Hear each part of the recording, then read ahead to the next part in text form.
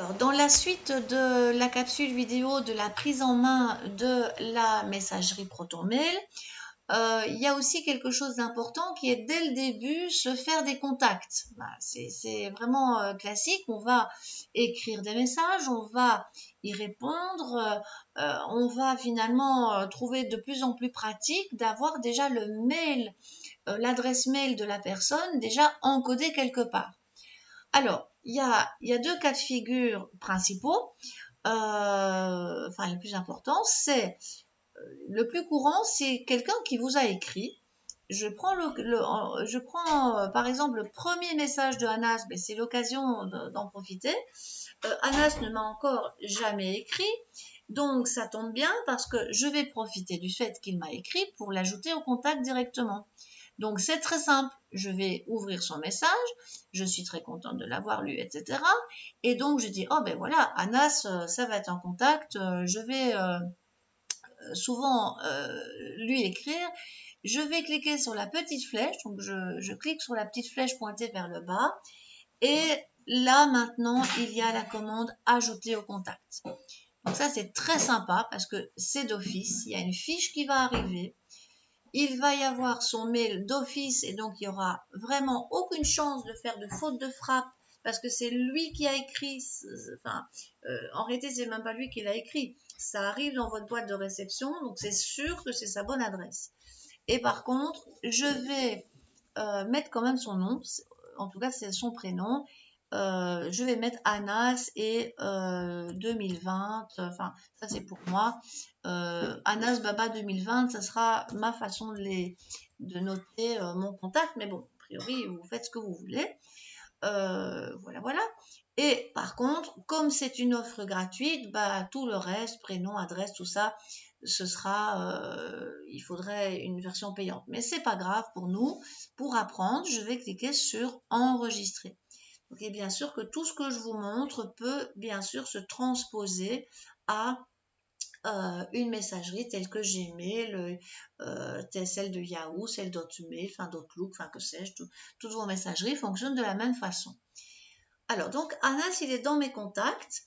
Et en fait, en réalité, on va voir que si par contre, on a, donc je vais revenir dans ma boîte mail, il peut arriver que certains m'aient déjà écrit et que j'ai déjà comme contact. Par exemple, une étudiante ici, ben, en fait, si je déroule la petite liste, je n'ai plus la commande ajouter au contact, ben, c'est bien normal vu que je l'ai ajoutée.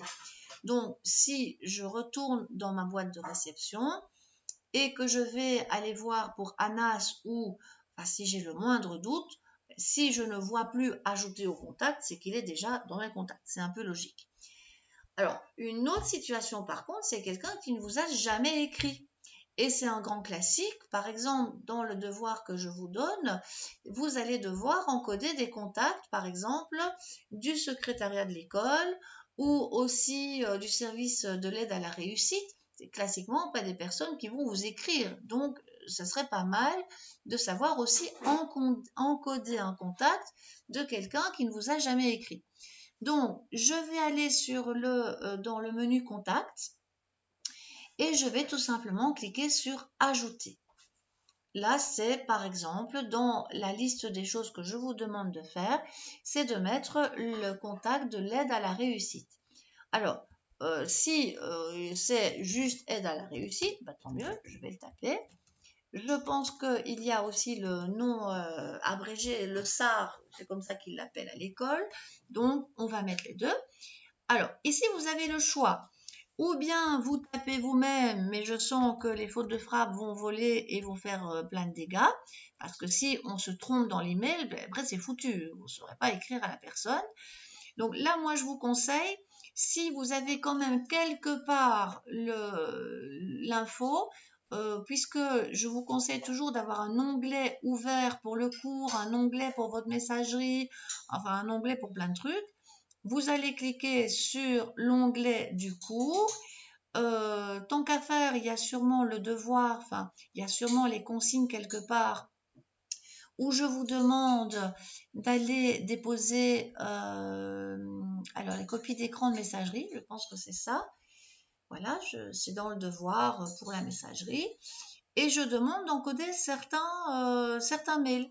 Alors, profitez du fait qu'ils sont écrits, que j'ai intérêt à ne pas avoir fait moins de fautes de frappe.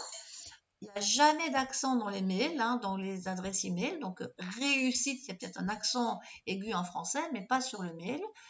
Et j'ai sélectionné et je fais un clac copier.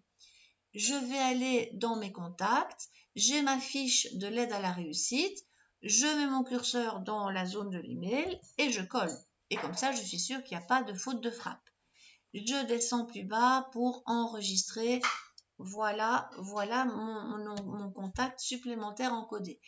Je retourne faire mon petit marché dans le cours, puisque là, j'ai déjà service social, hein, donc promofor@epec.eu.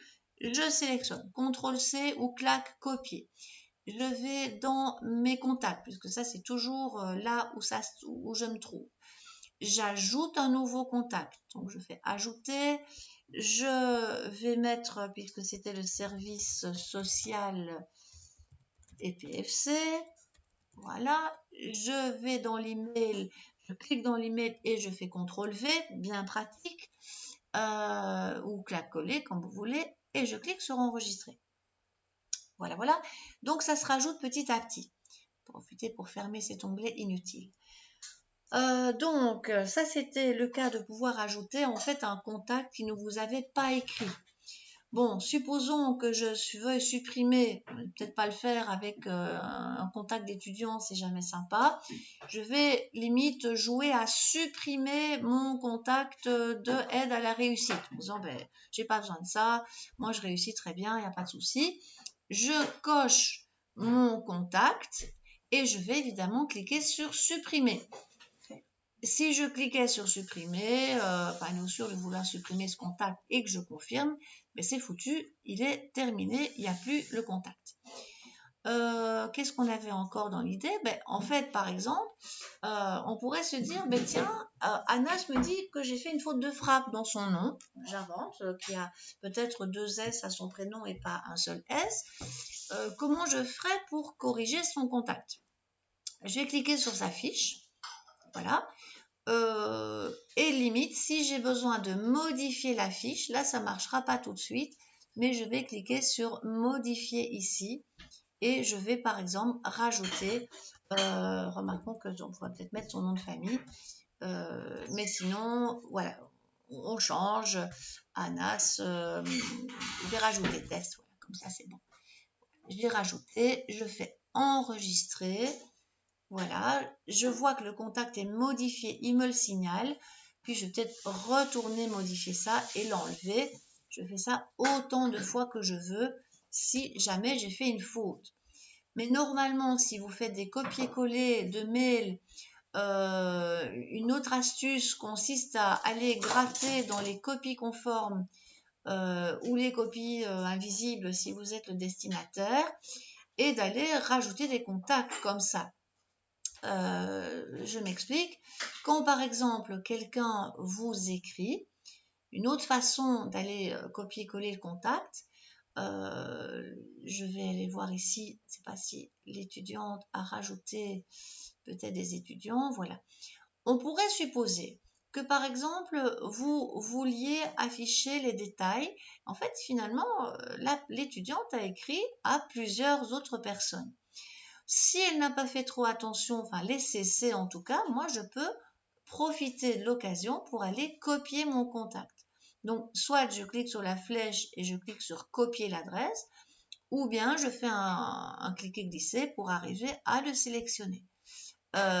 Limite, si vous avez envie comme ça d'enrichir votre carnet d'adresses, c'est bien pratique parce qu'il suffit finalement de faire un copier-coller, hein, et puis d'aller ajouter et d'aller rajouter votre contact.